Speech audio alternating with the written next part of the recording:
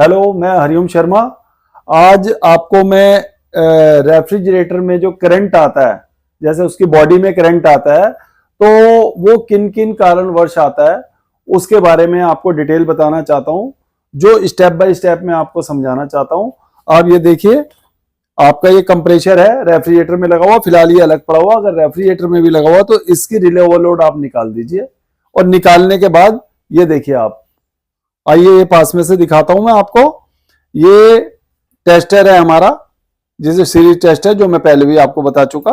इस टेस्टर को यदि हम, ये 3 पॉइंट हैं, आप देखिए ये 3 पॉइंट हैं, जिसमें मैंने पहले की उसमें बताया था कंप्रेसर को चेक करने का हिसाब, तीनों में जल रहा है। मगर अब सिर्फ हम क्या कह रहे हैं कि इसमें करंट आ रहा है, तो तीनों में से किसी एक में लगा के आप इसमें लगा के देखेंगे जल रहा है या नहीं जल रहा।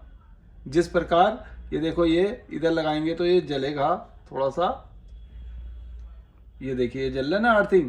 मगर इसमें किसी एक पॉइंट में लगाने पे नहीं जलना चाहिए। अगर ये जल रहा है तो समझ लो आपका कंप्रेसर अर्थ हो गया है, आपको कंप्रेसर चेंज कराना पड़ेगा, क्योंकि रिपेयरिंग तो अब बंद हो गई है। आपको ये कंप्रेसर को चेंज कराना पड़ेगा और तब ये प्रॉब्लम सॉल्व होगी। तो सबसे पहले मैं मैकेनिक को ये कहना चाहता हूँ कि इसके टर्मिनल को एक पॉइंट में लगा के एक बॉडी में वहां लगाइए जहां पेंट ना हो, ठीक है। यदि वहां ये नहीं जल रहा तो समझ लो ये ओके है।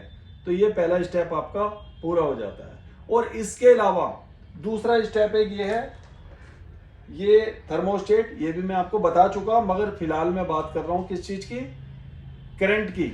यदि बॉडी में करंट मार रहा है, शॉर्ट मार रहा है आपका रेफ्रिजरेटर, तो क्या क्या वजह हो सकती है, जो मैं बता रहा हूं उन्हीं में से कोई ना कोई एक वजह होगी। एक बता चुका आपको, ये दूसरा स्टेप है। इसके जो 2 पॉइंट हैं, ठीक है, इसमें किसी भी एक में लगा के और आप जो है बॉडी में लगा के देखो, एक बॉडी में एक इसमें, इन दोनों में तो जलना चाहिए, एक बॉडी में नहीं जलना चाहिए। अगर ये जल रहा है इधर, तो इसका मतलब हमारा थर्मोस्टेट खराब है। तो ये थर्मोस्टेट आपको चेंज करना पड़ेगा, अदरवाइज करंट नहीं ठीक होगा, ठीक है। तो इसको इस तरीके, तीसरा स्टेप मैं बताने जा रहा था इसका आपका, कि तीसरा स्टेप होता है ये जो वायरिंग आप देख रहे हैं, ये जो वायरिंग जा रही है सारी, इनमें से कोई भी वायरिंग अगर छिली हुई है और बॉडी से टच है, इस बॉडी से टच है, तो भी आपका करंट आ सकता है। तीसरी वजह एक ये भी हो सकती है, ठीक है।